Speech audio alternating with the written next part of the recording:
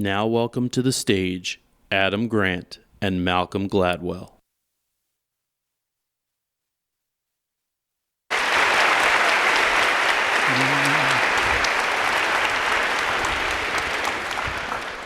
Malcolm Gladwell, welcome back to Penn. Thank you.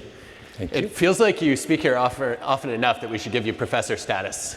I have come so many times I fear I'm overstaying my welcome. Well, but, I think that remains to be seen, doesn't it? So I have noticed over the last couple of years that you seem to really enjoy contradicting yourself. I do, yeah. Why? Well, I'm more worried about not contradicting myself. So I would be very concerned if I was still saying the same things today as I was saying 10 years ago. That would strike me as being deeply problematic. Why? Well, I would like to think that my current self is a good deal more interesting and thoughtful than my 10 years before self, right? Got it. And also, I've never attached any stigma whatsoever to contradiction. Consistency is surely the lamest of all human virtues. I'm not even sure it is a virtue. I've never understood why that should be high on our list of.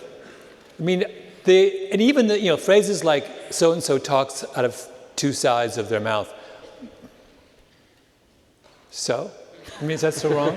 Why can't I talk out of two sides of my mouth? You can, but you go to great lengths to push this to the extreme. So your last book, David and Goliath, was almost the reverse of Outliers. No, I would like to disagree, and I would know.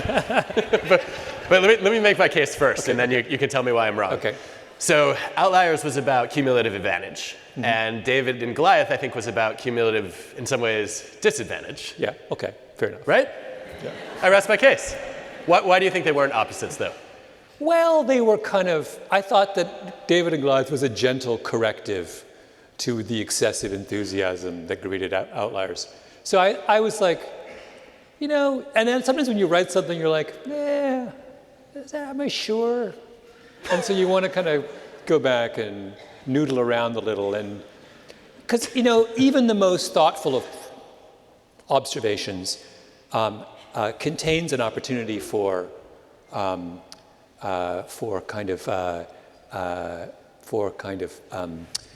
joyful contradiction. That's to say, not nasty contradiction, but you can make an observation and you can say, oh, here are all the interesting exceptions. And sometimes the pile of exceptions gets so high that it's almost as high as the initial interesting observation. And that's the kind of situation that I kind of like.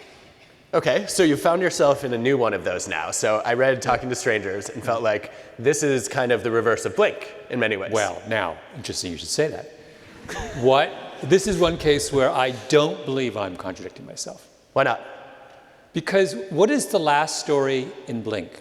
Amadou Diallo. It's the last major chapter in Blink is about the shooting of Amadou Diallo, a young African man in the Bronx who is a group of police confront him outside of his home and make a series of snap judgments of him that are all entirely wrong and shoot him dead.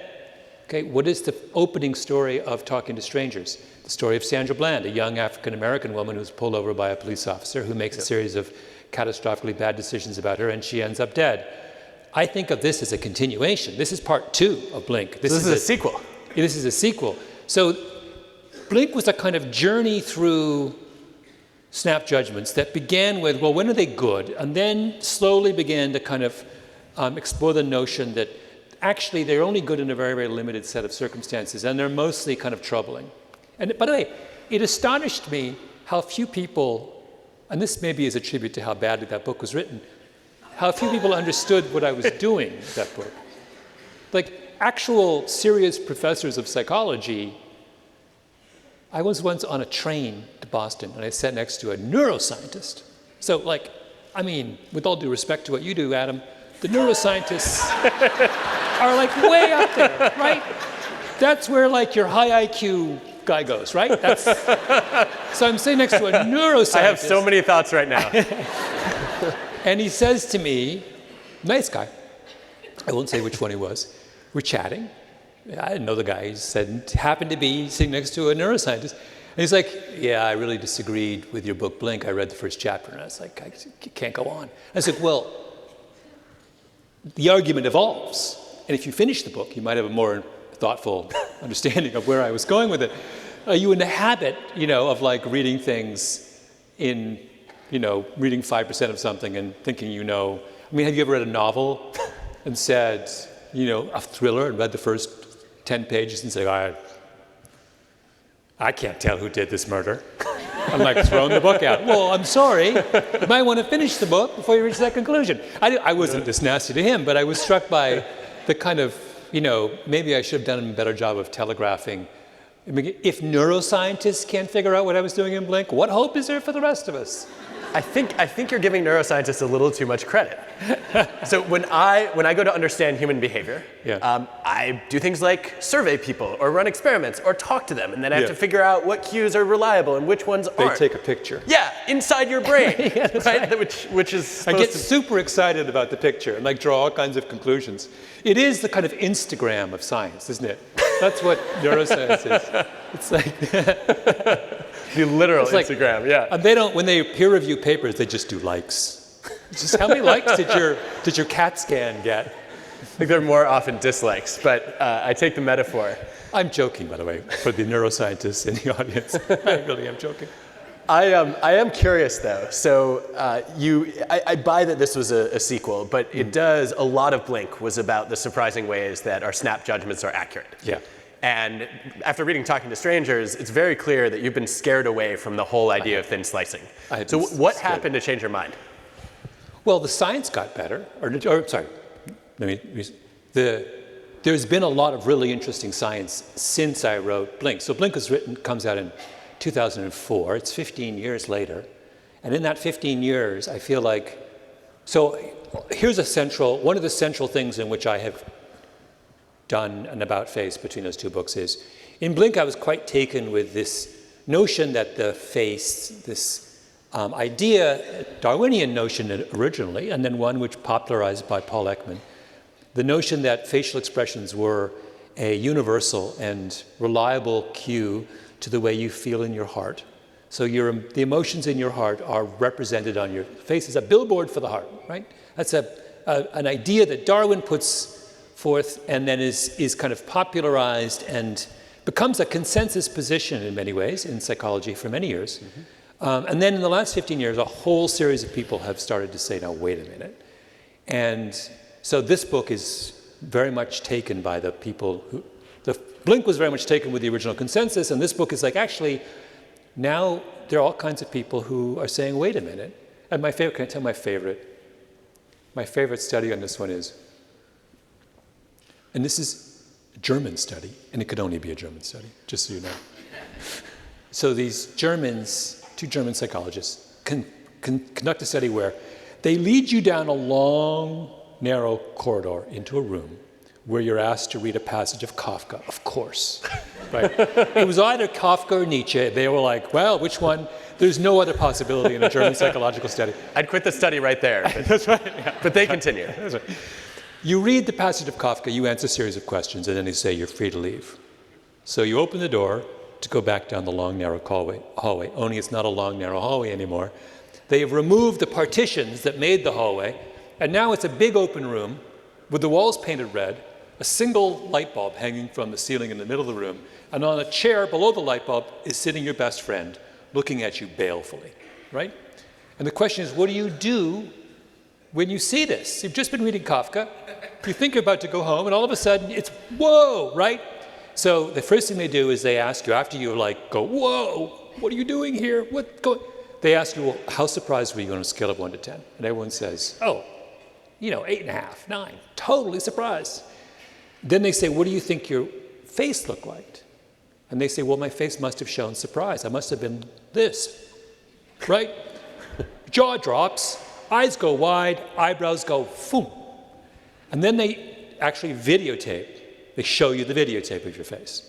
And what they find is that the actual videotape of your facial expression at the moment when you were registering 8.5 or 9 on a scale of 10 of surprise, your face shows no such thing.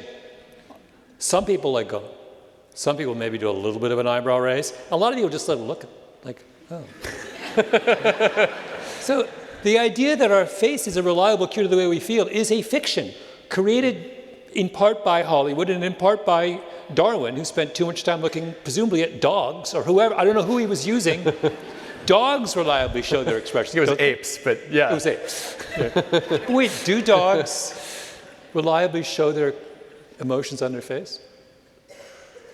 I don't know. I've never known what a dog is actually feeling to be able to try to triangulate. Well, they show pleasure and they show distress in their body. But I don't know whether do they show more complicated? Yeah, they show curiosity. I mean, I don't know. It's an interesting question. But we don't as human beings. So I have to say, when I first read this research, I thought, okay, this is kind of an interesting finding, but I don't know if I buy the interpretation of it. Because we also know that people are remarkably bad at judging their own emotions, especially if they're low in emotional intelligence. Mm-hmm. And so it's possible, in fact, that many of them thought they were surprised when in fact they weren't. Or they only concluded that they were surprised later. You really think you could come out of... Maybe they were terrified. Kafka is really unsettling. And then the room, I don't know. Oh, but so something should be on their face. Maybe. It's hard to imagine they feel no emotions in that situation. No, I just wonder if there's a lag between the emotions they're feeling and the ones they display. But even or they might be so surprised that they don't react at all. Even that helps their case, though, because if there's a lag, then Darwin's idea also goes out the window, right? I mean, if you go home at night and you're lying in bed and you're thinking, oh my God, I came out of that room and I saw my friend. I don't know, like, at that point, it's not useful to have your face be right? But the more compelling evidence was the evidence of a number of people, and I talked to these two really wonderful Spanish researchers, who went to the most remote corner of the world and showed. So what they did is you get a series of photos of people making quintessential emotional faces. So, smiling broadly for happiness, and this for anger, and this for fear, whatever fear looks like. And then they show them, so they'll show them to like 8-year-olds. And the 8-year-olds, they'll say, what does this face show? And the face is, and the 8-year-old says, that's happiness, right? And the 8-year-olds will nail this. They'll get all of them right. They know what an angry face is. They know what a happy face is. They know what it is. So then they go to like a little, what's called the Trobriand Islands, which is like where anthropologists go when they want to get as far away as possible from. Basically, the only Westerners the Trobrians have ever seen are anthropologists. It's a very, very curious. So they have actually a weird sense of what the Western world is like. They think the Western world is just a large group of nerdy academics. Like, that's their notion. And their mental picture of American society is like guys in tweed jackets. And, so the Trobriand people at this are like unbelievably terrible. So only 58% of them can recognize a happy face as being happy. But that's the best one they do. Mm-hmm. On things like an angry face, they're all over the map. A huge percentage of them think an angry face is a happy face, and an angry face is a fearful face, which is the opposite of anger. I mean, it really goes to show you how culturally imprinted a lot of these things are. And my favorite is, they completely have no understanding of a surprise face, because for them, surprise is, it's a sound. It's not an expression at all. So I have to say, though, when I think about that, I never thought we were supposed to believe that facial expressions were that universal or that reliable as indicators of emotion, right? I think if you read the Ekman research, what he did was he said, hey, even if you go to a culture very different from your own, people will recognize some of the prototypical expressions at a rate that's better than chance. And that suggests that there might be some universalities in expressions. But then to expect that every culture would recognize every emotion and they wouldn't have their own norms, that seems a little bit extreme, doesn't it? If you read his famous science paper in like 71 or 72, he goes a little further than that. And in the way that argument was represented, perhaps to be fair to Ekman, represented by others in subsequent years, the universal claim became quite strong. And also the data that he presented at the first time, so there's all kinds of I don't mean to go down a rabbit hole, but there is a massive rabbit hole here where there's a lot of controversy about the research methods that were used, and the data itself is pretty unconvincing. So but you're right, I think this was... I'm sorry, say that again. Did you say I was right? This is such a satisfying early victory. I didn't expect it to happen. Take pleasure in these small victories, Adam. See how far it gets you.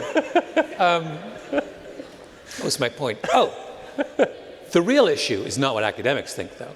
It's that who believes this more than anyone else? I mean, law cops, enforcement. Particularly cops are like the great offenders, and that's because this is a book that begins and ends with the story of a police officer who gets someone very wrong. That's of relevance to me. But I also think that there's a great story for the basketball fans, and I know there's some basketball fans in this audience. There's a great story about the general manager of the Phoenix Suns, who, I hope there's sufficient numbers of basketball fans in this audience to make this story worthwhile, but he is in a position to draft Kawhi Leonard, one of the greatest players of his generation. And Kawhi is just coming out of college, so he's 19 or 20. And the general manager sits down for a meeting with him, and Kawhi Leonard is sweating profusely. And he's got rings under his armpits. And the general manager is like, well, I don't want this guy. He's like, I want someone who's cool under pressure. Now, everything is wrong about that. Kawhi Leonard is maybe the coolest player under pressure in the game. And B, the notion that because someone is sweating in an interview as a 20-year-old wearing a suit probably for the first time in his life, maybe the room was hot. Maybe he had a fever. There's a million reasons why he might be sweating. Maybe he's never been in a job interview before. Maybe he's never been in a job interview. But that's a classic example of what we're talking about. Someone sees a signal being sent by demeanor or facial expression, leaps to an absurd conclusion, and whiffs on maybe the greatest basketball player of his generation. I don't want to get in trouble. One of the greatest. I'm a Torontonian, so you can imagine my affection for Kawhi Leonard is high. But he whiffs on this great player because he jumps to this stupid... By the way, and what's even crazier about that is, it's not like you don't have another source of information on Kawhi Leonard. You have hours of tape of this guy being an amazing basketball player, and you meet him God knows where they were, in like a conference room with, the heating up too high, and you're like, oh, I know you're a great player, but man, you're sweating. I don't know if we can do this. So we should obviously be careful with facial expressions and body language. I'm curious, though, one of the things I was surprised by is you didn't talk much about vocal cues in the book. And there was a paper that Michael Krauss published recently that he led where it was 5 experiments where you have a chance to observe somebody expressing different emotions, both facially, body language, as well as vocally. Mm-hmm. And the finding was that if you close your eyes and you just listen to their voice, you read their emotions more accurately than if you're looking at their face too. And so I don't think we understand yet why this is, whether it's harder to control your voice, and so your real anxiety might leak, or whether there are aspects of the voice that are less likely to vary from person to person or culture to culture. But where have you come down on vocal cues? Should we trust them? Well, no. So I love the question, where do you come down on vocal cues? Where do you come down on one of humanity's major forms of communication? I don't know, Adam. I think I'm in favor of one of them. So I'm going to answer this question parenthetically because I'm now in the podcast business. I'm now in the audio. Now in the vocal cues business. And we made this book, we were talking about this earlier, the audio book for this book, we made it like a podcast. So you hear everyone I interview, you hear their voice, because I use the interview tape, and there's a Janelle Monáe song, and we licensed for the book, and there's all this. So it's a complete immersive audio experience. And I think it's a much, much better book as an audio book. Why? Because it's there's a lot of very sort of heavy emotional stuff in this book. And just experiencing that through the audio-only channel turns out to be incredibly affecting and powerful. So to your point, why is that? So why is the vocal cue so kind of emotionally resonant? Maybe part of it is that we are uniquely kind of susceptible or skilled in the way that we process auditory cues. Maybe that's what that thing is getting at. Or maybe it is that your eyes are just a source of so much noisy and misleading information that it's just messing up your... and I tend to think it's the latter. I think that whenever possible, unless you want to date them, the people that you should, if you want to make an accurate assessment of someone, you should try not to see them in the early going. Okay, hold on a second, because you went so far as to at least imply, if you didn't fully say, that parents should not even meet a babysitter and interview them before they hire them to watch their kids. No, I'm not a parent, so you obviously don't have children. But okay, so wait, Adam, you were talking earlier about contradictions. Let's discuss the contradiction that just came out of your mouth. So wait, I'm the contradiction? Keep going. You just said, with great gusto, talking about somebody who said the auditory cue allows you to be much more skilled at making sense of all manner of someone's character, et cetera, et cetera, et cetera. And then in the same breath, like not a minute later, you expressed outrage at the notion that you would not want to meet your babysitter. Well, I thought you I'm just totally said... outraged. I thought you just said the auditory cue was better. Call the babysitter up. You just said that was better. No, I want the behavioral cue. I want to see if they drive like a maniac into our driveway. I want to see whether they show up on time. When you're previewing babysitters, do you take them for a drive? I've never heard this before. It's just like a first date. You watch out the window and you're surreptitiously tracking their driving habits before they come in. I did this when I met my wife too. How many babysitters are like squealing their wheels as they... Do you have some like incredibly long, winding driveway up there in wherever you live? We do, in fact. But I want to see if they show up on time, because I'm always late, and I want to... You don't need to meet them to know whether they'll show up on time. You can make an appointment for them to call you, and you can see whether they call you on time. It's a lot easier, though. I know as the person who's always late, it's a lot easier to make a phone call on time than it is to show up somewhere on time. All right. You can say show up at my house at 7 and not be there, and then show up at my house and then call me when you're at take a screenshot of the front door. I love this idea. I'm in. Okay, but I also want to see them interact with our kids and see whether they ask questions, see whether they engage them in things that seem like they might be fun. Are you hiring a babysitter or a tutor for your children? No, I want to test whether they'll be good babysitters. Don't you? Well, as I said, I'm not a parent, so this is all abstract for me. Clearly not. All I know is that when I was a child and we had babysitters, I did not want to interact with them. Why would I want to interact with them? My parents dragged some stranger into the house who's invariably annoying. I'd like to be left alone. This explains a lot right now. I understand the life you lead so much better. Were you interacting? Hold on. As a child, you would interact with your babysitter? Of course. Maybe it's an American thing. I don't know. I marvel at this notion that does no one ever leave anyone alone anymore? Maybe. I don't know. I remember. Your kids are at home hiding under a bed. They're like, keep the babysitter away from me. I just want some alone time. Sounds like you had horrible babysitters. No, I could entertain myself. I mean, I'm not that kind of psychologist, but we can have the PTSD conversation if you like. So I have some bones to pick.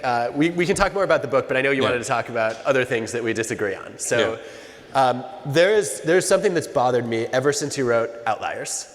It's actually bothered me before that, because I think you first told me about it when we first met on your Blink tour. So this has kind of been annoying me for 14 years. Okay. Out with it. You've carried this festering annoyance around with you now for 14 years? It's almost a grudge, but not quite. Okay. So the issue is, you wrote this whole book about how chance and luck and opportunity are much more important than we realize in shaping our success. And you didn't mention anywhere in the book that if we look at the standard metrics of success, which would be job performance or income, single best predictor that we have of anything we can measure is your intelligence, your cognitive ability. And I look at that and say, okay, that's true across jobs. It's more true as jobs get more complex. And that's all luck, right? I didn't choose my intelligence. I was born into it. It's highly heritable. And so there would have been such a compelling chapter of that book that says, hey, you know what, how smart you are is one of the biggest determinants, if not the biggest determinant, of how your future is going to turn out. And guess what, that was kind of it was a lottery. Wait, there is a chapter on that, but it's about the flat But you made the maximum. opposite point in that chapter. Well, I was just trying to get us to stop falling in love with people just because they have sky-high IQs. Which is fair. Yeah. But I thought it would have been a really interesting argument to say, hey, wait a minute, you know, this thing that you have no control over is actually a big driver of your fame and fortune and your success. But you don't like that story, do you? Well, is it a story? I mean, so I actually, in January started a company with my friend Jacob to make podcasts. Pushkin? It's called Pushkin. We now have 16 employees. So I actually have been involved in hiring decisions now for the first time in my life. Wait, does this mean you're managing people? No. Okay, good. That would be a bridge too far. We have other people that do that. I'm off by myself. Very relieved right now. In the corner. But I've now sort of thought a lot about what it is I like about people. But I'm impressed by the fact that the thing about intelligence is that it's not a scarce commodity. It seems to be that there's an endless number of people who seem to be more or less smart enough to do whatever we need them to do. And so the things that predict success in that select universe have nothing to do with intelligence, but they are parallel to intelligence, or in some cases orthogonal to intelligence. So what I'm really interested in is conscientiousness and hard work and curiosity and flexibility and all those kinds of things. So I have found myself way more interested in sort of character traits now than I thought I would be, and less. I'm sort of indifferent to, when I interview people for a job, they're all smart enough. You think so? Yeah. I mean, I just don't think, I'm way more interested in can you get your work done on time? Right? That seems to be really, and the person who shows up and tries hard, that's like, I don't know. I've always found this intelligence thing to be, there's something deeply unconvincing about it. And I know... Except for the legions of data gathered over multiple decades with meta-analyses, studies of studies. I know. But I mean, What do you find unconvincing about it, though, conceptually? Well, I get it. I get it. In one sense, it's like such a kind of obvious observation that I don't understand why it's useful anymore. Same is true for hard work, though, isn't it? Gosh, like it's shock that the people who put in more energy and have more perseverance are going to produce better results. And I never would have guessed it. Like, I didn't learn that when I was reading The Little Engine That Could as a child. All right. But I am curious about this because if you think about smart enough, the data suggests that even in simple jobs, intelligence is an advantage because people who are extremely bright end up finding faster and more efficient or smarter ways to do it. And then they have all this time left over to end up doing more creative parts of the job. And so I think we should run a test. I think we should have you hire a lazy genius and a hardworking person of average intelligence, and let's track them and see how they do. Are you game? Well... So, no, I am. But let me talk about another thing that's, granted, it is as obvious to say that that success is a result of hard work as it is a result of intelligence. But there are certain things, very particular things that I'm increasingly interested in, and I think are really, really useful predictors of real success at the kind of granular level. So one is the kind of people's willingness to persevere past the point of pretty good. Now that does not strike me as having anything to do with intelligence. In fact, a lot of really, really smart people I know don't persevere past the point of pretty good. But I really, really, really, really want to work with people who will do that.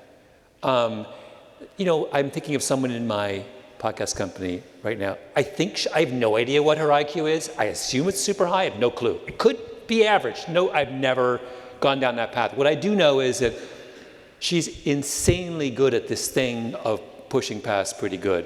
She won't I will stop and say it's good enough, and she will not, and she's right and I'm wrong. And a lot of my podcasts they get into her hands and they go from B pluses to A pluses. And that, I don't know what that is. She has it. There are very few people who have that, and I do not think it's because she got double 800s on her SATs. Yeah, it sounds like she's a maximizer rather than a satisficer, and also sky-high achievement motivation. Yes. So, now doesn't that suggest that your kind of highly reductive, very un-Adam-like, highly reductive obsession with intelligence needs some correction? No, of course not. Wait, but that has nothing to do with her being those two things, whatever they were, the particular jargon you're using in the moment. That's not correlated with intelligence, is it? No, not at all. Okay, Completely uncorrelated, in fact. Thank you. So of course I want both. My work here is done. All right. What else should we talk about, Adam? No, but in fact, I think this is interesting. So there was an Atlantic article a couple of years ago that argued that intelligence is one of the few dimensions, maybe the only dimension of human beings that you can legitimately discriminate against in the Western world. And so I read that article and said, yeah, you're right. We constantly discriminate against people, not even who are not intelligent, but just maybe even are slow thinkers, which I know is something you've been thinking about a lot with varying degrees of speed. And I think what's fascinating to me about this is we're at a place like Penn where intelligence is a filter. Mm-hmm. I've been wondering whether we should have intelligence diversity. And we should deliberately admit people who are not as bright as the average student or slower thinkers. Legacies. With what? I say you do, they're called legacies. Wow. Wait, why? So just before we go further, how many legacies in the room so we know?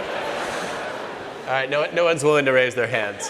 I actually haven't seen the empirical data on whether legacies are less intelligent. Oh, have you? Did you not see the big study that was done that came out last week using the Harvard data from the Asian?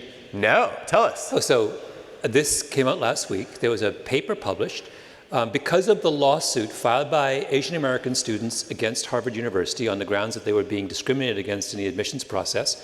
Harvard was forced to turn over its admissions data, and the admissions data are super fascinating. And in the category of white students who are either legacy, faculty children, donors' kids, or athletes, 43% were of that. 43% of the white total fell into one of those 5 categories, and virtually everyone in one of those 5 categories would not have been admitted without having one of those qualifications. So white affirmative action is a very, very big deal at Harvard University, and it comes almost entirely at the expense of Asian students. So to answer your question, yes, Harvard is actively practicing precisely what you are prescribing for Penn. They call it something different, but admitting lots of legacy and donor kids is a way of having intelligence diversity, and you should go and ask them how well that experiment's turning out. Maybe it works really well. I don't know. So, I mean, certainly helps in fundraising, right? Which seems to be the principle, since Harvard University, like other Ivies, is a hedge fund with an education operation attached to it as a fundraising arm. That's what I mean, I don't know why you're laughing. That's what it is. You have Harvard is a $40 billion hedge fund. And how does it raise money for the hedge fund? By running a school on the side. Hedge funds all have various ways of raising money. Some go to, fundraising tours through Saudi Arabia. Some go to Russia and get sheiks to get oligarchs to give them money. Harvard operates this thing in Cambridge, which funnels in kids who send them money once they graduate. Like, I don't understand why this is hard. I really have nothing to say in response to that. No, I think, I'm not sure I totally disagree, although the size of the hedge fund is only a few dozen employees, right? Which, if you look at the scale of the operations of the actual university, would sort of dwarf it. Well, it's a highly inefficient operation, but that doesn't mean it's not what the operation's about. It seems like there's a lot of discussion, though, around how we should eliminate legacies, right? So MIT doesn't take into account legacy factors at all. I've been wondering if we should go further and we should actually ban legacies. Yeah. So if your parents went to Penn, you should not be allowed here. What do you think? Well, listen, I mean, you know me. Nothing would make me happier than anything like. I love that idea. I don't understand why. I mean, it really just is about raising money. And since you have enough money, I think you can probably put that aside for a while. You could even go further. How about you could ban relatives? You could say you have to be at least a third cousin in order to be considered. You have to submit your family tree in an application? No, actually, but think about this for a moment, because everything that we know about privilege in America suggests that privilege is not merely confined to an immediate family circle. It has ripple effects. Yeah. That when that these kinds of kinship groups grow over time and have a kind of, by the third generation, you have a big kind of ball of privilege that stretches across many different. So why not just ban the whole ball? Right? I'm on board. Good. Yeah. While we're talking about admissions, so you had what? Your kids can't go to Penn. Are you prepared for that? I didn't go to Penn. I'm fine. I just teach here, right? So I was intrigued. We talked actually a couple years ago about your disappointment with the LSAT, and then you did a revisionist history episode where you took the LSAT. Took the LSAT. You were not happy with the fact that this test is timed. Very unhappy. Tell us why not, and then I'm going to tell you why you're wrong. Well, here I was taking a test to gain essentially entry into the legal profession. And I discovered, as I took this test, that they were trying to make me rush. And there were several things that struck me as odd about this. First of all, when I was doing my tutoring, as I did, the whole tutoring was about how to answer questions quicker than you would normally answer questions. And in fact, I was given explicit instructions about how in the reading section, for example, to read it without comprehending it. Which I thought, and this was a skill they were trying to teach me in order to maximize my score in the test. So my first thought was, this is odd that I would be screened for a legal profession by them measuring my ability to read something without comprehending it. Casts whole new light on the behavior of lawyers and about my issues with lawyers. And then I thought on a practical level, I thought that being a good lawyer was a function of your ability to spend an enormous amount of time solving a problem. Stay up all night if you have to, right? And also that a law firm makes money by its ability to spend the maximum amount of time on a problem, in some sense. They bill by the hour, right? So why, if that's the case, why are they making me rush? Because they made me rush so much that I couldn't finish at least 2 or 3 of the sections, right? That a real LSAT would be, they give you a series of impossibly hard questions, you get there at 9, and you're like, leave when you're done. Right? That is the real, you get there at 9. If you want to take 24 hours, you can be, like, we'll be here all night, and here's some food, right? You can order in. That's what the LSAT should be. And the questions should be really hard, and if you can crack them, taking as long as you want, that strikes me as really good preparation for what you do. Now, okay, tell me why you think that's great. Yeah, so I disagree for a few reasons. The first one, let's start with the easiest one, is I think there's a critical aspect of the lawyer job that actually is about thinking on your feet. So if you ever go to a trial and you listen to the argument of the attorney on the other side of the case, right, you have to adapt in real time. And you may also, when you're grilling a witness, have to adjust your line of questioning to try to figure out how to get them to say what you want them to say. In the LSAT, is there a portion where you're asked to stand up and think on your feet? I'm trying to think. You sit down and think there is, Adam. No, you're taking me way too literally. I mean, there is a skill in thinking rapidly that a lot of lawyers depend critically on. Okay. Right? And so don't you at least want an indication of that? Okay, so let's have one timed rapid section on the LSAT. Okay. And make the rest of it as long as you want. Okay, so I don't want the rest of it to take forever because we already have that. It's called your college classes. You have a whole semester to master the hard problems. So we already get an indication of whether you're a good tortoise on the basis of how you did in a whole semester, don't we? Well, in that case, let's just throw out the LSAT altogether. So why do we need, so you're saying we have something that already tells us the thing we want to know about your applicability for law school, your suitability for the legal profession. So then why do we add the thing that doesn't help us? I don't think it doesn't help us. I think it's an apples to apples comparison, right? So we're taking people with different majors, they took different classes, they have different skills, and so we now have a common test where we can look at their preparation and their quick thinking skills. And that's not the most important thing I'd want to assess, but it's not useless either, right? Well, there are lots of things that are not useless. So, I mean, I could say, let's all go run a 5K, and I would be terribly interested in the results of that 5K because it would tell me something about your physical stamina. Is your physical stamina relevant to your ability to be a good lawyer? Probably, maybe, sure. If you're in good shape, are you likely to be maybe a healthier, happier employer? Yeah, employee, yeah, maybe. So why not? I mean, once we're adding kind of relatively arbitrary qualifications for this, let's go whole hog. Let's have you, have you do a whole bunch of things that are kind of will feed in. And by the way, running the 5K would be more useful than the LSAT because it opens up a whole Says a runner, of course. Says a runner.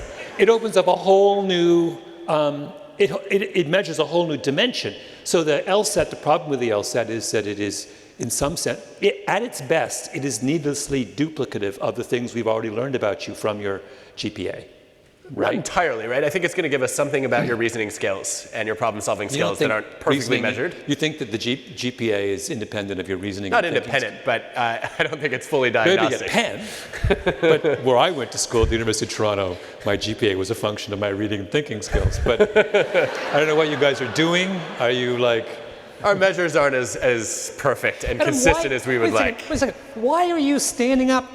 Here you are, a professor at a university, and you teach courses that last many, many months, and you ask students to think and read deeply and respond over, extended periods and you're standing up and you're defending a test that takes an hour and a half or 2 hours?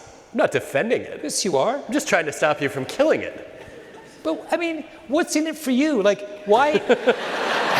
The empirical evidence. No, what made you suddenly a fan of the status quo? When I went to the LSAT, I thought you were more of a rebel than that. You've become, what's going on over there? Not a fan of the status quo. I just want some standardized measure of something, right? And so we already have the LSAT machine. I don't want to throw out the baby with the bathwater. And I'd say, okay, let's develop better questions. Let's maybe get closer to the skills that are relevant for lawyers. Yeah. I'd love to plant, for example, some ethical dilemmas and then see whether you fall in those traps or not. But I even like your running idea. But what I would want to know is not how fast you could run the 5K, but rather what happens when you run your first 5K, and then what's your delta over the next 4 weeks of training. Yeah, I would love that, actually. I feel like that would be much more useful than are you fast? Oh, yeah. I'm not interested in are you fast. I'm interested in observing the 5K and seeing how you handle it. I would love the idea of coming back 4 weeks later and seeing what your second 5K is and seeing how you respond to the challenge. Of course, then people deliberately run the first 5K slow in order to have room for improvement. Here we go. Especially at Penn. Yes. But what about my idea on the LSAT? Even a very, very simple fix, which when I put this to the people who run the test, who are very nice, by the way, but utterly unconvincing in their defense of the test.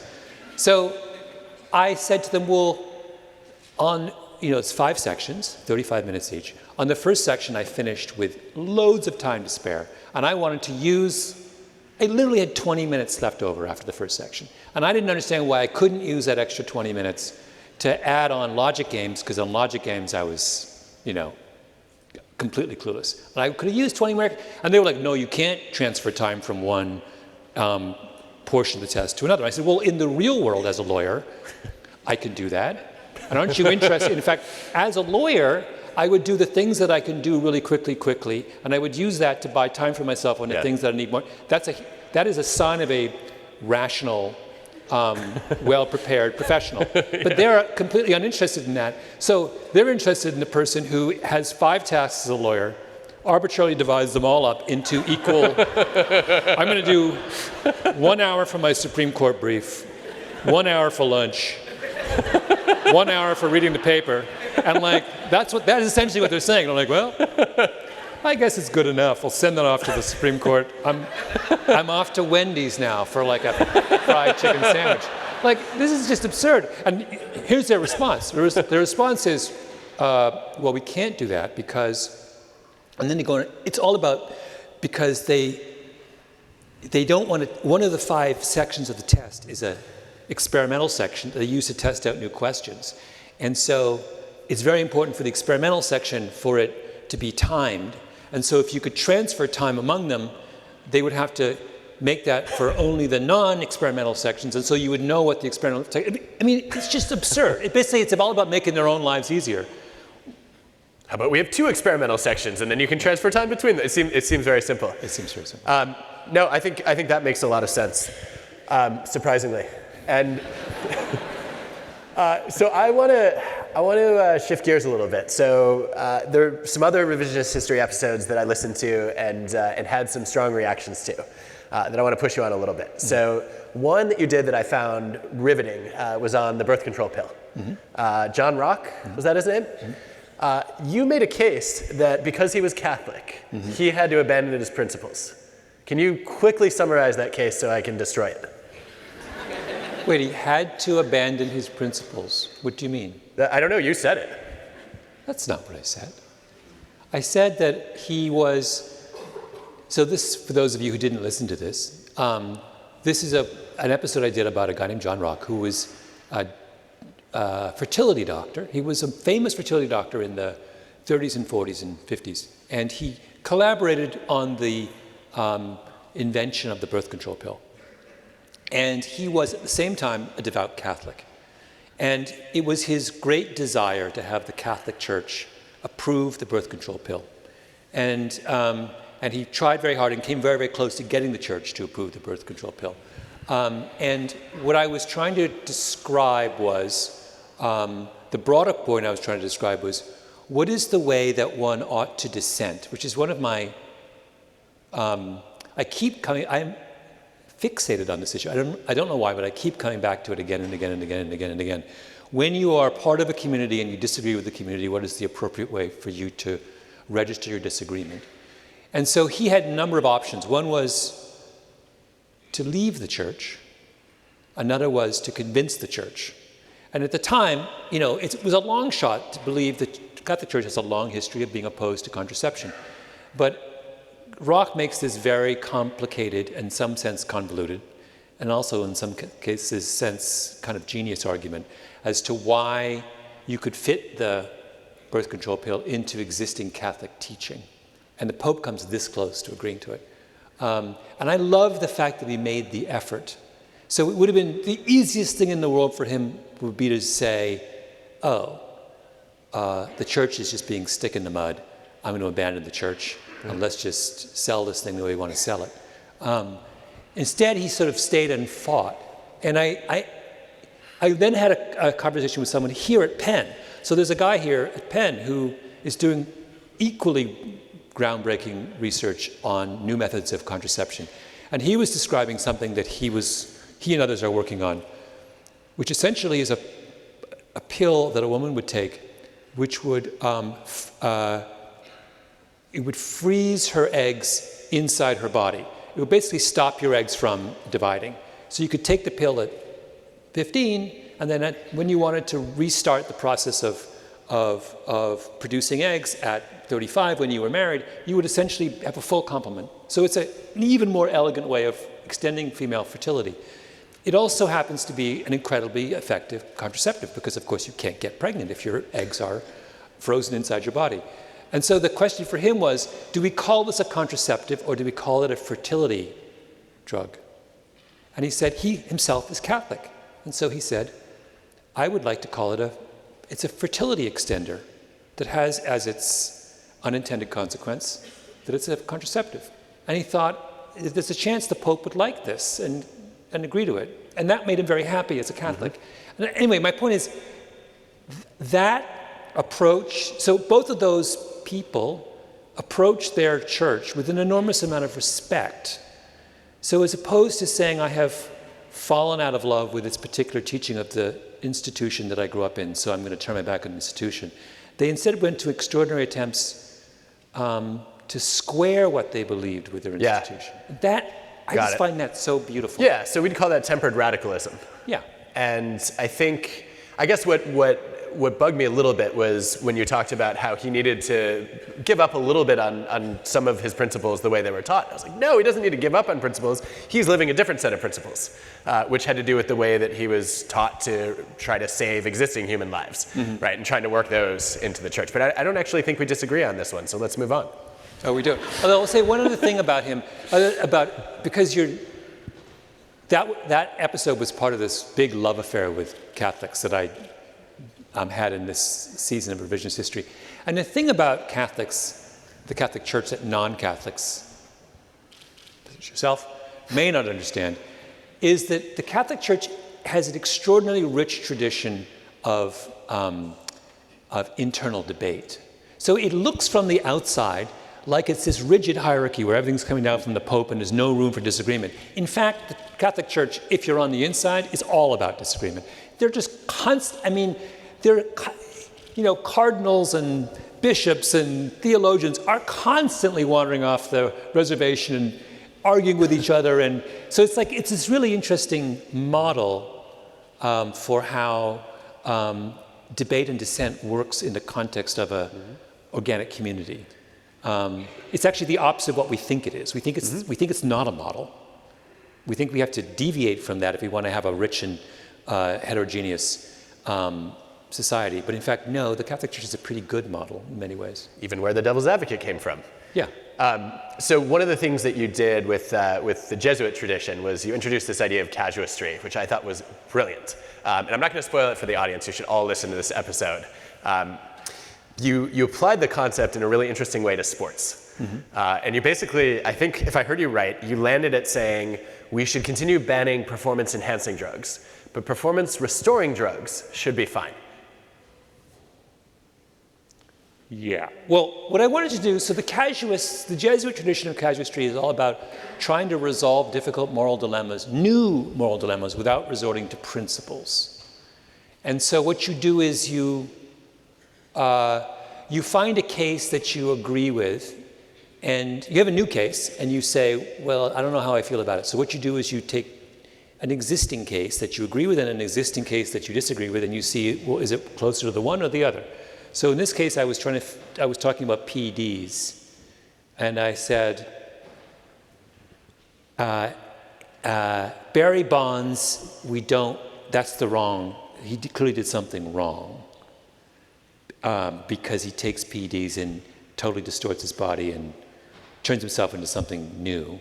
But on the other hand, we are fine with Tommy John surgery, which hundreds of thousands of baseball pitchers have, which is where they basically give themselves a bionic elbow, which allows them to throw for longer and to overcome injury. But so, like they used to, not better than they used to. Yeah, although, yeah.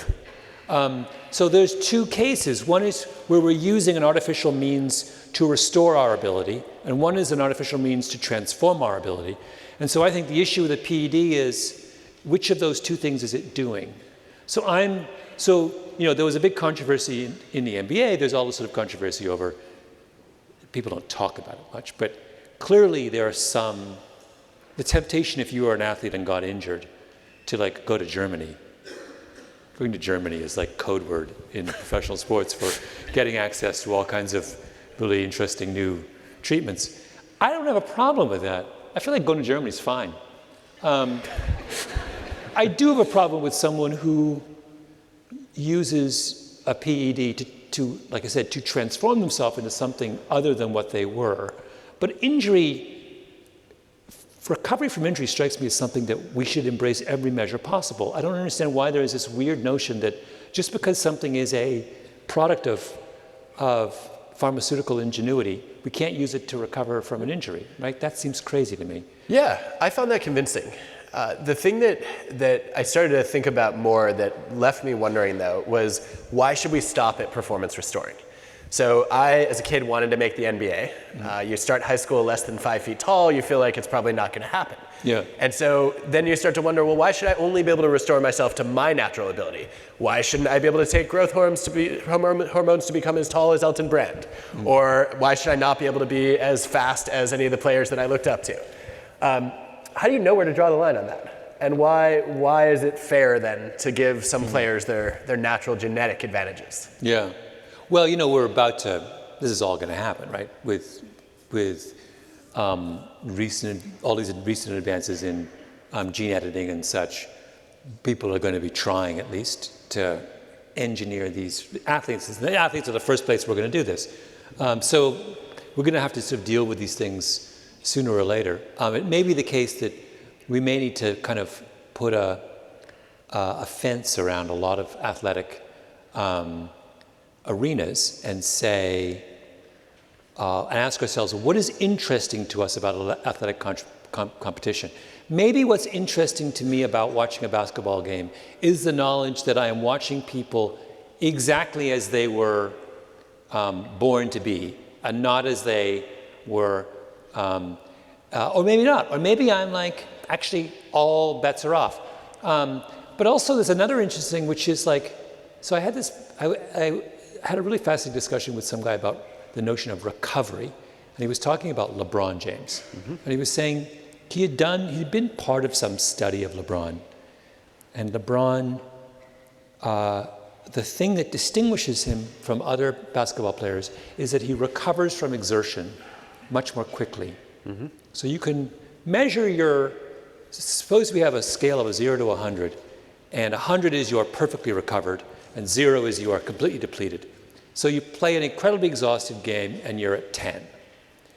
So typically, you or I, if we were at 10, the next morning we might be at 35. LeBron is at 80. And so the argument was, the reason he's the greatest basketball player in the game is not necessarily because at full strength he's better than everybody else. Right. It's that after 50 games, he's at 80 and everyone else is at 40. Now, why is LeBron that way? Well, part of that is because he really takes care of himself well.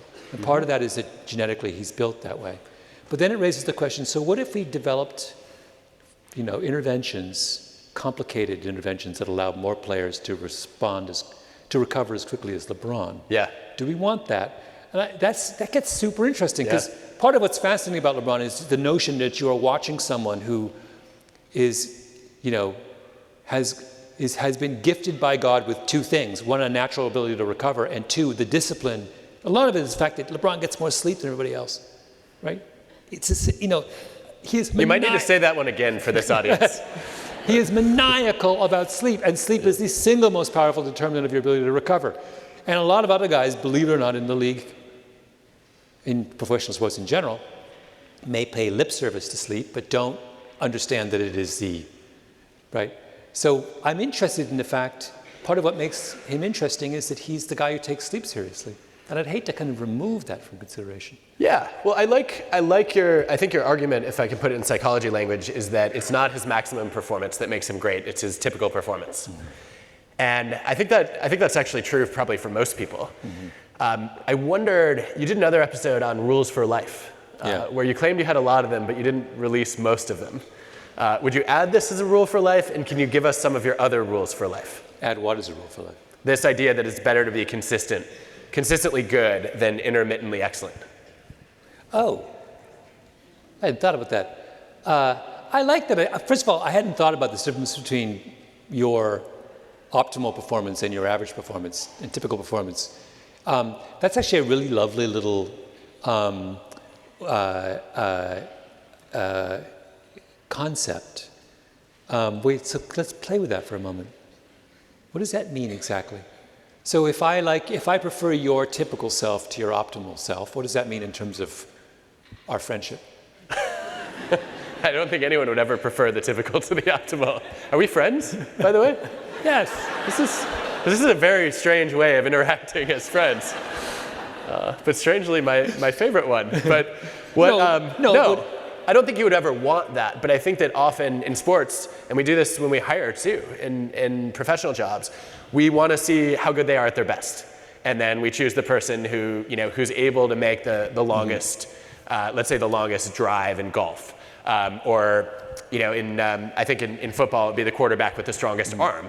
And yet, the Tom Brady, who ultimately becomes the best player, is the one who can actually hit the receiver every single day in every single spot. I just realized something. What? The last time we had a conversation, we had an argument about what's harder to be. You said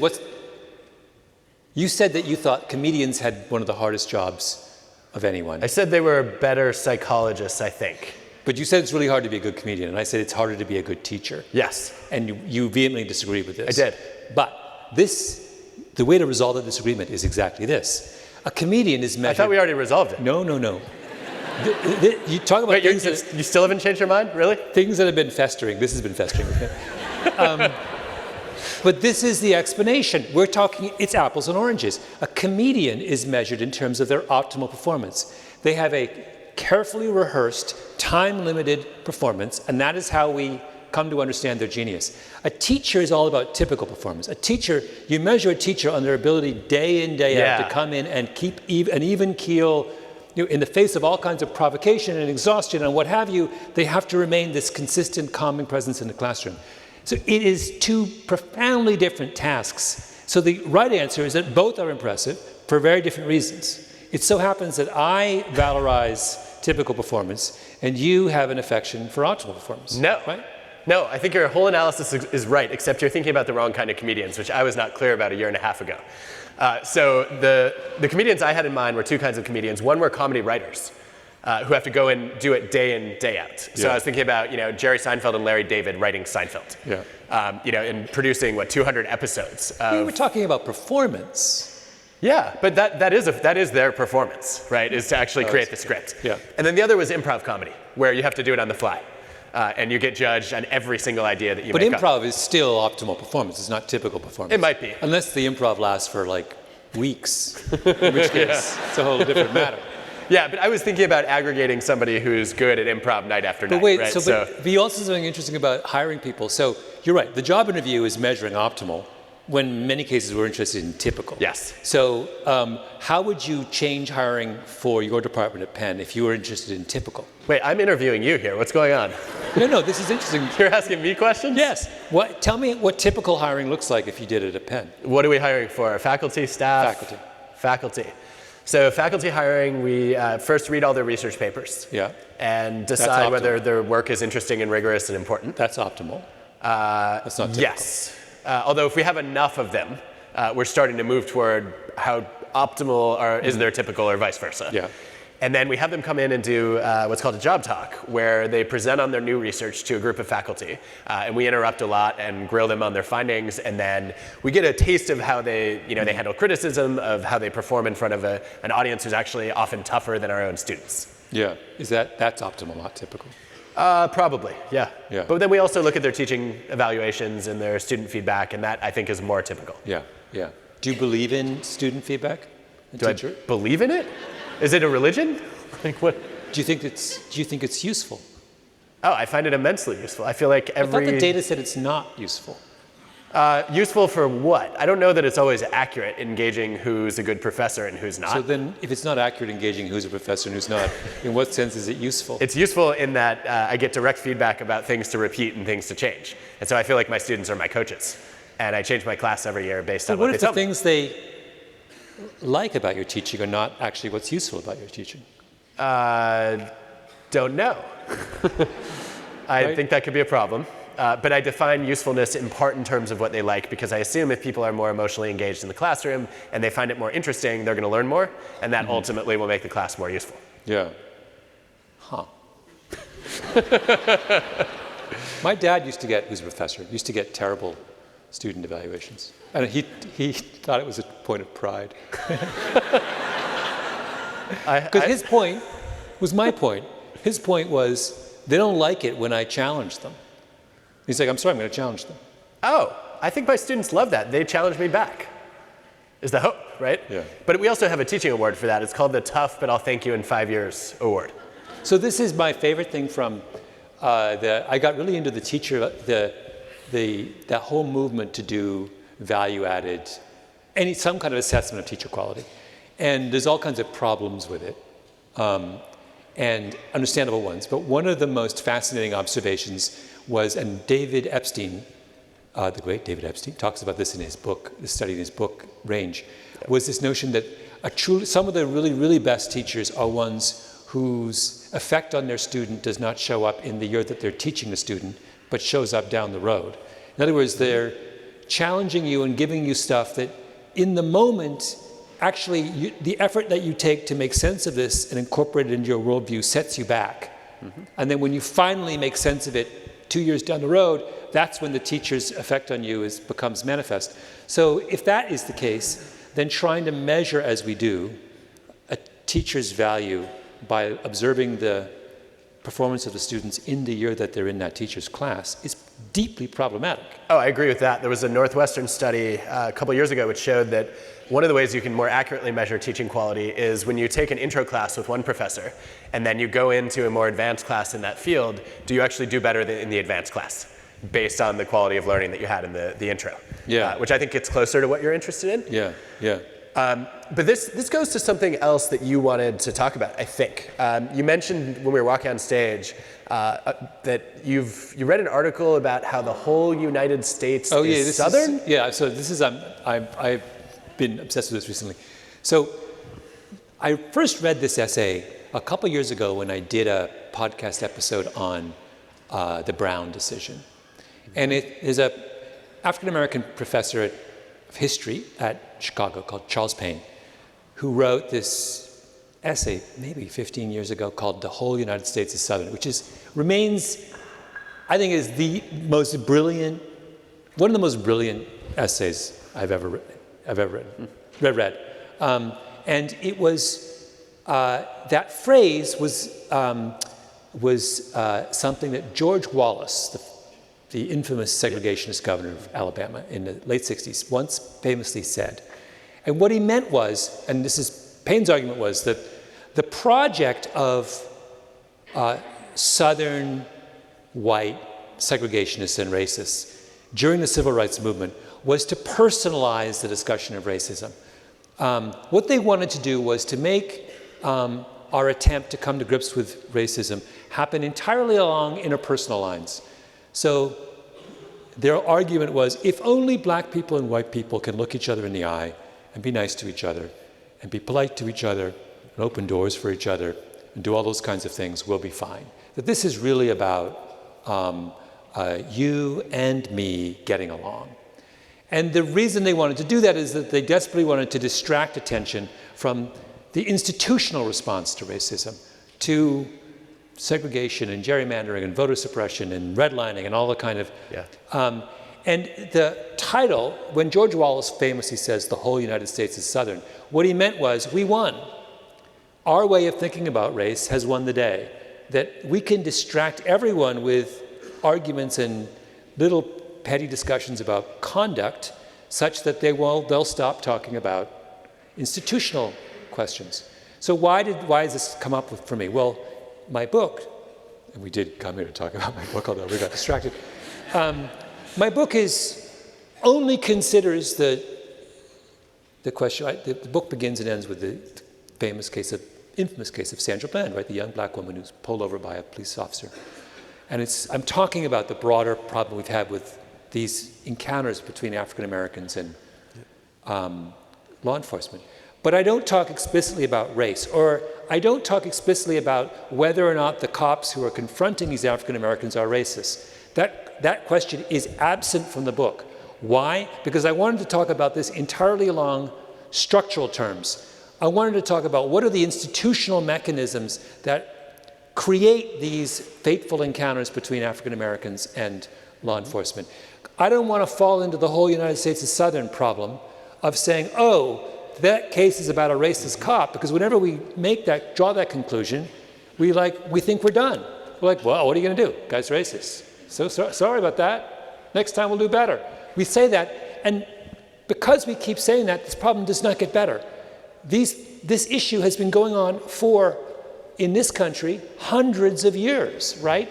And if you look actually at the numbers, we've had pretty consistently for a long time now about 1,000 deaths every year of civilians at the hands of law enforcement. That is way out of sync with other Western democracies. We're not making any progress on this. We briefly paid attention to it in that span between Ferguson and, Eric Garner. And then now we've kind of do you think it's still going on? It's totally still going on. Do we care about it? Not really. Why? Because we said, oh, it's about racist cops, right? And by the way, Then we had the governor of Virginia wears blackface. Up in arms about the governor of Virginia wearing blackface. We spent as much time on that as we did on voter suppression and gerrymandering in Georgia and North Carolina, even though those two things are way more consequential than the fact that, oh, do you really think it's unusual that a white guy in his 60s who was at a frat house at UVA in the early 1970s would have dressed up in blackface? I mean, does that really shock you? Right? Doesn't shock me, right? The idea that we would have devoted any amount of time to this, and then in Canada, my beloved Canada, is consumed right now with a political scandal over the fact that the prime minister, in some dumb moment 20 years ago, wore brownface to a party. Meanwhile, this is the same guy who has done more to accept refugees over the last several years in Canada than virtually any other Western leader outside of Germany. This is a man whose record on structural issues is exactly what we should be focused on and what matters. I mean, compared to this country is our record on refugees over the last couple of years is a disgrace. This is a man who has stood up and has gone out of his way to open his arms to some of the... And what are we distracted about? The fact that he did something stupid at a party 20 years ago. Like, that is so profoundly dumb in terms of what we should be concerned about. Anyway, I have now gotten to the point where I'm not even sure if there is a conflict between institutional arguments and personal arguments. I don't even want to hear the personal stuff anymore. Honestly, I don't. I'm just like, you know, if it come down to whether you let in tens of thousands of refugees or whether you wore brownface to a party, I really don't care what you wore to a party. Honestly, I don't want to hear it. I don't want people to spend time on it. I don't want to waste energy on it. I'm much more concerned about the thousands of people who are, you know, suffering in some country and have nowhere to go, right? And if you replace him, you drive him out of office and you replace him with some right-wing numbskull who closes the borders, are we really better off? Who has a sterling record in what he wore to parties, right? Never wore it. You know, if we went to a party, oh, he dressed as like a police officer or a fireman, right? Okay, if that's what you want, that's the world you want to live in, fine. It's not the world I want to live in. I want to judge people on a very different set of criteria. So I'm curious about why this happens. So it seems to me that a big part of and this is not just true for racism, it's also how we deal with sexism a lot. It seems like a big part of it is because we're much better intuitive psychologists than we are sociologists. Yeah. So we explain behavior in terms of people's individual motivations and values and attitudes, and we're horrible at seeing the collective forces that affect all of us. Do you think that's the story? Is there more behind this? It's a really, really, really good question. Actually, I feel like you are better positioned than I am to answer. I'm a little bit baffled by it because we did go through a period in this country and many other countries where we were very interested in structural solutions to problems, but it's kind of fallen out of favor. I feel there's something that's gone on very recently where it is somehow way easier for us to get worked up about blackface than it is for us to get worked up about voter suppression. Yeah. And I do not understand that. I think maybe the other factor that comes to mind is there's a lot of evidence for efficacy being a problem, right? So I don't feel like I can change a structure or influence an institution, whereas the idea that I might be able to get an individual person to be less racist or less sexist, it feels a little bit more palatable. And so I think people just put more faith in these kind of more individual factors, but they don't solve the problem. Isn't the truth the opposite? Isn't the truth that it's actually easier to change structural things than it is to change interpersonal attitudes? Probably collectively, but not for me, right? Not as an individual citizen. Because really both those stories, Ralph Northern and Justin Trudeau, are stories about really dumb things people did. One when they were very young, and two when they probably was drunk. I don't know. I mean, those kind of things, people are always going to do dumb things. I despair of preventing 18-year-olds from doing dumb things. Do I think we could productively solve gerrymandering and voter suppression to delete? Yeah. I actually think we can. I mean, I think if we paid more than 5 minutes attention to it, it wouldn't take that long. Yeah, but we is the operative word. Yeah. We is the But why? But even that's weird. So all of a sudden we've lost faith in our ability to do collective. So what we really believe now in is in our ability to kind of raise our voice and cry shame. And what we don't have any faith in anymore is our ability to get together with some group of people and use existing political and social and regulatory channels to change structures. That somehow seems impossible now. Yeah. It seems crazy to me. I agree. So, I think I have some lightning round questions. Okay. Are you up for them? Yep. Okay. Favorite book you've read this year? Favorite book you wrote this year? I just read a really great book about the Shah of Iran that I just thought was kind of fantastic. I can't remember what it's called. Okay. That's helpful. Yeah. An author you think we should all be reading? Well, I recently was asked this question, and I gave the answer Janet Malcolm. And then I came home from my book tour, and I saw I had a note from Janet Malcolm. Now, understand, Janet Malcolm is like my hero. It's the name, right? No, I think she's just a genius, and I've read everything she's ever written. And the idea that I got the sweetest note from her because I gave her a shout out, it's like, I want to frame it, put it on my wall. So now I'm going to say Janet Malcolm, because if she can hear this, maybe send me another note. Good. All right. What if you could give one piece of advice to your 21 or 27-year-old self, what would you say? And maybe you can give us both, since we have both age groups represented. 21, I should have left North America. I thought about it, had a chance to, and didn't, and I completely regret it. I think that was a huge error on my part. And gone somewhere that was not like, some people interpret that as saying, oh, I should go to Paris for a while. No. That doesn't solve. If you live in New York City or Philadelphia and your idea of getting away from it all is to go to Paris, you haven't solved the essential problem, right? You've simply, you've replaced kind of, hoagies with croissants. That is not an advance, and it doesn't open your horizons in any significant way. I mean, really go somewhere. And 27? The same. 27, I actually, at 27, had another opportunity to go somewhere and didn't go and regret it. All right. How do you measure your success? Well, you seem very, very uninterested in the notion of people going somewhere else. No, I'm on board. I just want to make sure we get through all the lightning questions. You're like, oh, okay. No, in fact... Did you ever go anywhere else? Yes, I have, to multiple places. I traveled through Panama and Costa Rica. No, travel. When I say go, I mean live somewhere else. I lived in Sheffield. Does that count? Northern England? It kind of counts, right? Kind of. Did you, follow English football when you were there? No, we purposely didn't get cable because we didn't want to watch TV. So we ended up watching hours and hours of snooker, which apparently is playing pool or billiards, but even more boring. Very good. So, okay.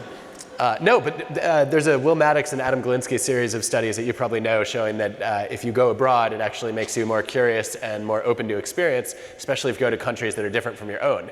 But it's the people who are already open and curious who are more likely to go in the first place, which is a bit of a paradox. But what about things like the one You're ruining the lightning round, but keep going. Okay. I just wanted to bring up one of the things that I've always loved about, there's both Mormons and Mennonites have a practice of sending everyone outside their own culture. So you correct for that, right?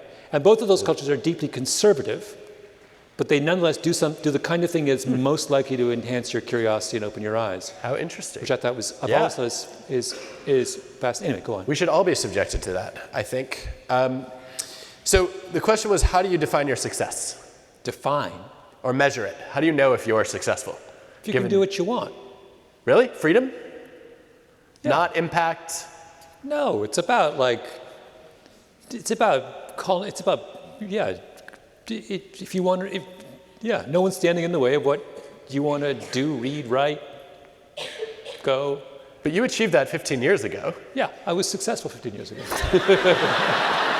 And now? Well, I guess I still am. I mean, no one's stopping me. But you have a company now. You've constrained yourself more. Isn't that true? They don't involve me in anything significant. I'm just arm candy for the operation. Suspicion confirmed. All right. Is there a topic we can expect to hear on revisionist history next season? Or something you're excited to explore for the podcast? Yeah. There's a bunch. But everything's very, early stages. I have little scribbled notes in my wallet right now. I have a little piece of paper which has these kind of just words on it of things that I've been thinking out. There's one story that I would like to tell that is so hilariously and deeply embarrassing to the Ivy League. Perfect place to tell it. But I can't tell you it because I would give it away. And also, it's not clear. It's a story. I'm only going to say that it involves. No, I can't even tell you that much. It's a story, but the story is 2 minutes, and those shows are 30, 40 minutes, say. So I need 38 minutes of run-up.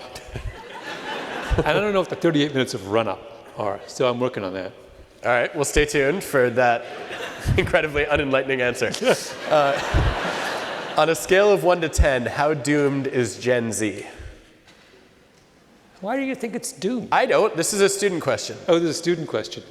Not doomed at all. I kind of, my experience with Gen Z, which is through people that I've hired largely is that they're like fantastic in every way. And I love I had a great experience with one of my old assistants. We went to interview, Jonathan Haidt.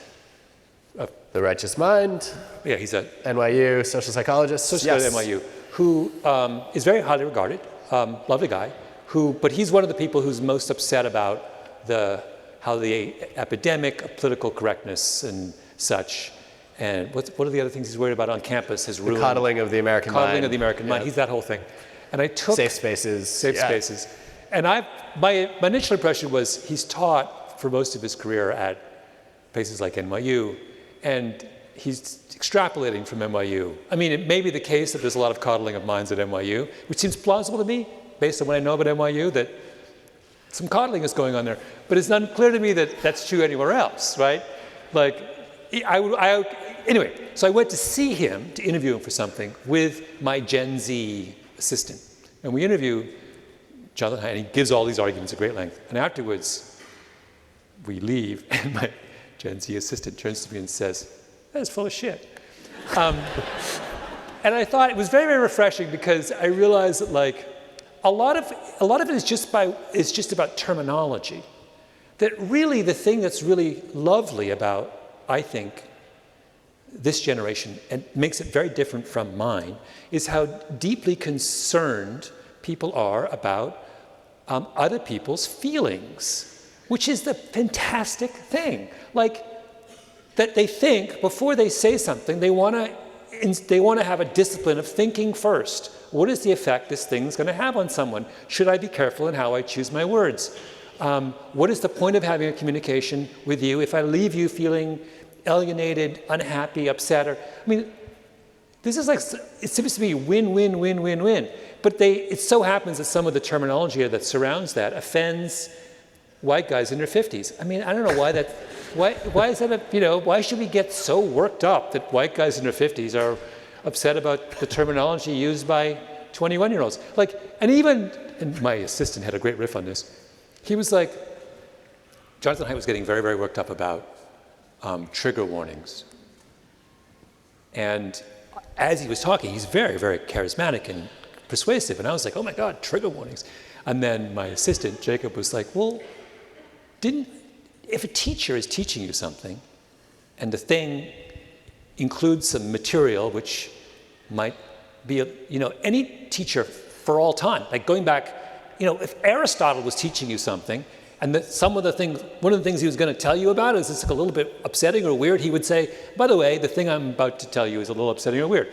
Aristotle would have said that 2,000 years ago. So today we just say, and by the way, I should give you a trigger warning. All right. Like, it's just a different word to describe something that every good teacher ever has always done, right? why is this upsetting to white guys in their 50s? I mean, it's just constructed. You're asking me? No, I'm not. I don't think you do this. I don't think you, by the way, you're not saying anything because he's a colleague of yours, but I suspect that maybe deep down you agree with me on this one. But it's just like people get so worked up about this is all just kind of form. This is just the form in which good teaching is taking place and communication is taking place. Yeah, no, as I've told John, I think that part of the purpose of higher education is for you to get more comfortable being uncomfortable. With thoughts that might not be that exciting to you, might even be upsetting, and to learn how to have a good intellectual debate about that as opposed to immediately shutting down and disengaging. But I think there's probably a line that needs to be drawn on that somewhere. Yeah. You were really bad at the lightning round, but I'm going to try a few more. Okay. So a few other questions that some of the audience members were interested in. Your favorite city to visit in the US? Ooh, good question. Well, fun city or weird city? Weird city would be Birmingham. Birmingham is so, you've been to Birmingham?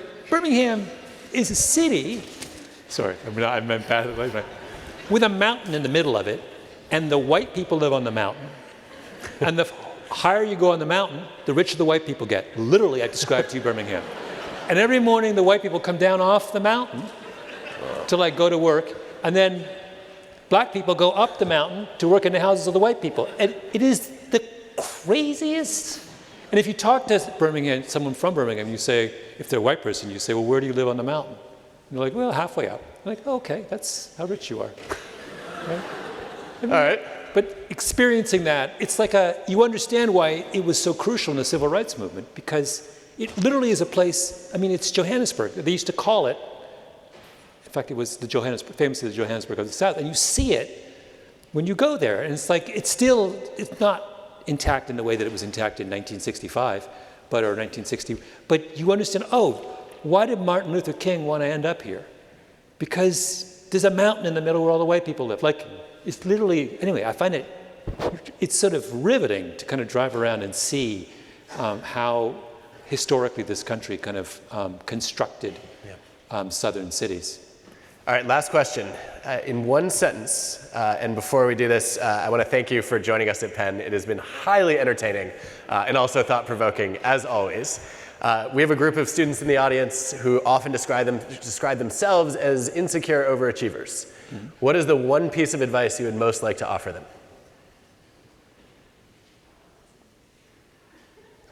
Insecure overachievers. Why would you call yourself, do you self-identify as an insecure overachiever because you're insecure? Me? No. The group. Why would you identify, I mean, is that a bad thing to be? It's probably a good thing to be, right? It means, is the insecurity is driving your overachieving? Probably. I would hire an insecure overachiever. I think that's what that person I was talking about at my company that I like so much, I think that's what she is. And it's fantastic. All right, so keep it up. Thank you, Malcolm.